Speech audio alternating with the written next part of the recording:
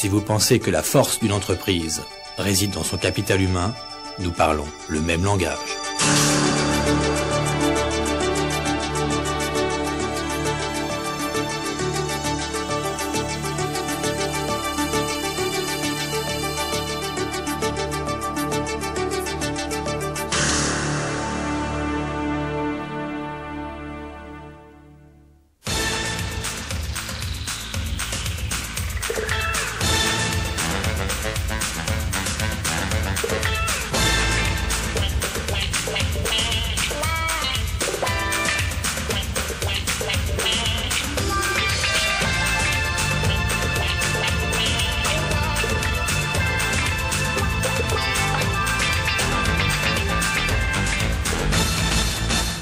Bonjour, très heureux de vous retrouver pour la deuxième édition de ce magazine du commerce et de la distribution, réalisé comme l'an passé sous l'égide de Fedimas. Fedimas qu'on ne présente plus. Et je ne sais pas si vous vous en souvenez, mais l'année dernière, nous présentions ce même magazine sur un vaste chantier, celui de Bercy Expo. Et bien cette année, nous sommes dans les murs de Bercy Expo qui vient d'ouvrir ses portes.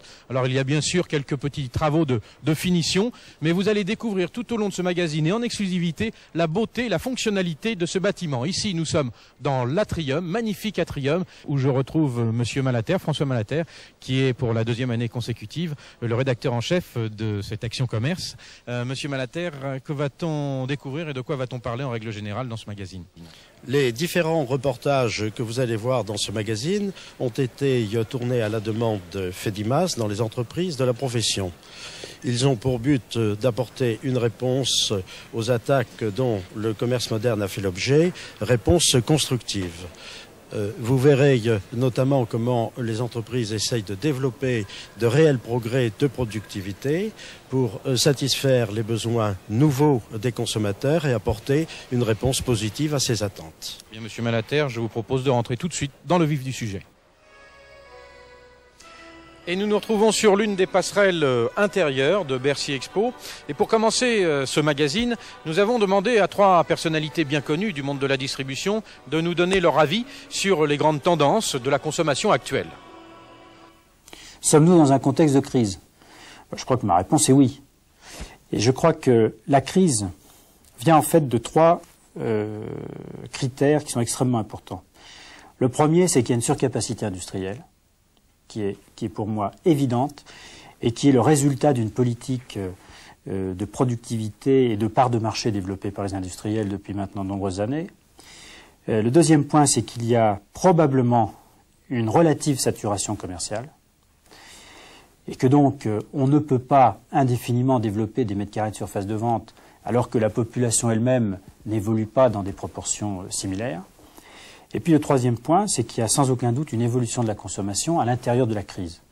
C'est-à-dire que les comportements que l'on constate dans la consommation ne sont pas simplement une conséquence de la crise, c'est un nouveau mode de consommation que l'on voit se développer devant nous. Je crois qu'il faut reposer le problème. D'abord, il n'y a pas de crise.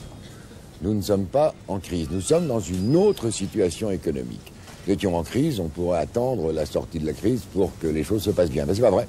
Il faut bien prendre conscience que nous sommes dans un autre système économique. Et que dans un autre système économique, il y a un autre consommateur. On peut difficilement appeler ça une crise, mais c'est effectivement un changement. Ce qui provoque peut-être une crise dans les chiffres, mais qui n'est pas une crise de la consommation, parce que les gens continuent à consommer, mais autrement et plus, disons, plus sobrement. On n'achète plus pour épater son voisin, vous voyez. Et en quelque sorte, tous les produits de consommation aujourd'hui sont perçus comme étant des produits où la raison doit l'emporter sur l'impulsion. Je suis toujours très très agacé quand on me parle de la déconsommation. Moi, je ne veux pas qu'on parle de la déconsommation, je veux qu'on parle d'une autre consommation. Dans nos magasins, je pense que, d'ailleurs, c'est un peu semblable chez beaucoup d'autres. La fréquentation n'a pas diminué, elle augmente plutôt. En revanche, ce qui n'augmente pas, voire même qui parfois diminue, c'est le panier moyen, donc l'achat unitaire de chaque client, parce que notamment il y a transfert d'achat de produits à un certain prix vers des produits à un prix moins élevé. Et donc ça fait baisser le panier moyen, plus quelques rétentions d'achat aussi probablement.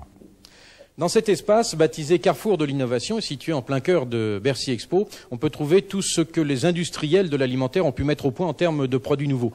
Ils ont besoin en effet, tout comme les responsables de la distribution, de s'adapter en permanence afin de rester dans la course.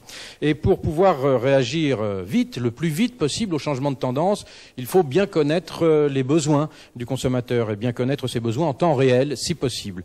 Pour cela, on va l'étudier, le consommateur, pour ne pas dire le disséquer à travers la loupe d'organismes d'études spécialisés. Iris Ecodip, bonjour. Grâce au scanning, les études sur les comportements d'achat en magasin font des progrès en rapidité et en fiabilité. Fort de son mariage récent avec IRI, une société américaine rodée à ces nouvelles techniques, Ecodip attaque le marché français avec un nouveau panel. Le panel IRIS Ecodip s'appelle InfoScan. C'est le premier panel entièrement scannérisé qui va être disponible en France à partir de janvier 1994. Alors ça consiste en, bien évidemment, recueillir des informations qui nous viennent des points de vente scannérisés, complété par un recueil d'informations dans chacun des points de vente de l'échantillon, finalement sur la vie du magasin. Qu'est-ce qui se passe dans le magasin en termes d'activité promotionnelle. Ensuite, on marie cette information pour produire véritablement le produit InfoScan. Identifier les produits qui se vendent ou qui ne se vendent pas, détecter les promos qui accrochent ou qui n'accrochent pas, analyser la conjugaison de ces données en fin de semaine, c'est la spécialité d'IRIS Ecodip qui constitue pour cela un échantillon représentatif de 340 magasins.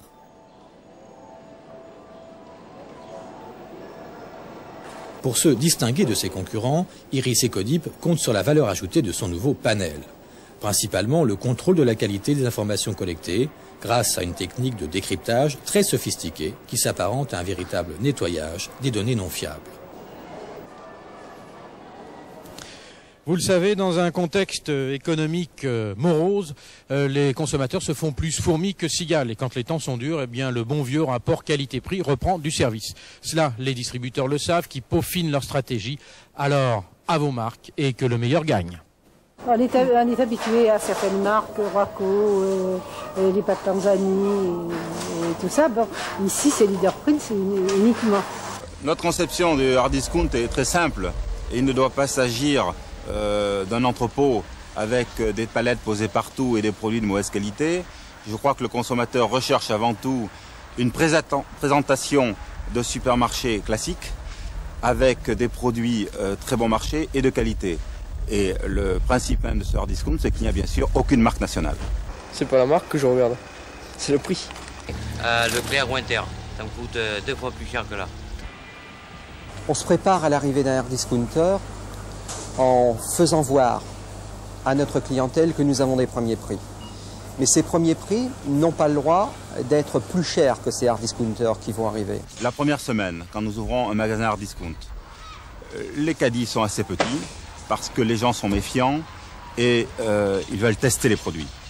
Cependant, au fil des semaines, on voit ces mêmes clients augmenter le caddie.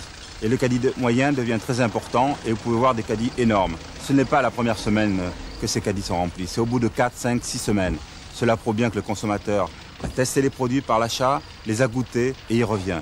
Mais écoutez, c'est la deuxième fois que je viens, alors je vous dirai ça plus tard. On en a essayé déjà pas mal et pour ainsi dire tout a été bon. Sauf un ou deux produits, c'est tout. Oh, il y a de bons produits, il y a de mauvais produits.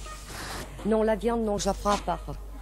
Parce que la viande, j'ai un petit boucher personnel. Bon, je regrette une chose, c'est qu'ils ne font pas les légumes et les fruits. C'est dommage. Pour résister au hard discounter, il faut mettre en avant nos points forts. Les premiers prix, c'est indiscutable, il faut les avoir. Parallèlement à ça, il faut mettre en avant nos différences.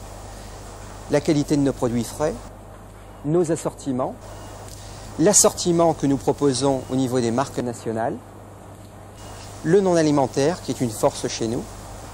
De plus, nous avons des services et ces services, nous les mettons en avant. Chez nous, on prend la carte bleue. Chez nous, on donne des sacs aux caisses de sortie. Et de plus, on passe une seule fois à la caisse et ce qu'on a essayé de faire, c'est que dans tous les rayons à service et au niveau des caisses, le passage soit le plus rapide possible. Vous venez ici, vous n'avez que l'alimentation. Il n'y a pas de gadget pour attirer les enfants, pour faire dépenser plus. Donc là, on vit en un budget, on sait combien pour la nourriture et ça s'arrête là. Je ne pense pas que le hard discount soit une mode. Il y a un réel besoin. La crise existe. Chez nous, c'est l'assortiment, c'est la tentation, alors que les clients qui visitent les hard discounters ne sont pas tentés. Ils vont avec une liste précise et ils trouvent les produits et ils ne dépensent pas plus que ce qu'ils avaient escompté au départ. Je pense que toutes les formules sont possibles. Le hard discount actuellement est demandé par le consommateur en période de crise. Mais je crois que ces habitudes prises par le consommateur en période de crise vont perdurer.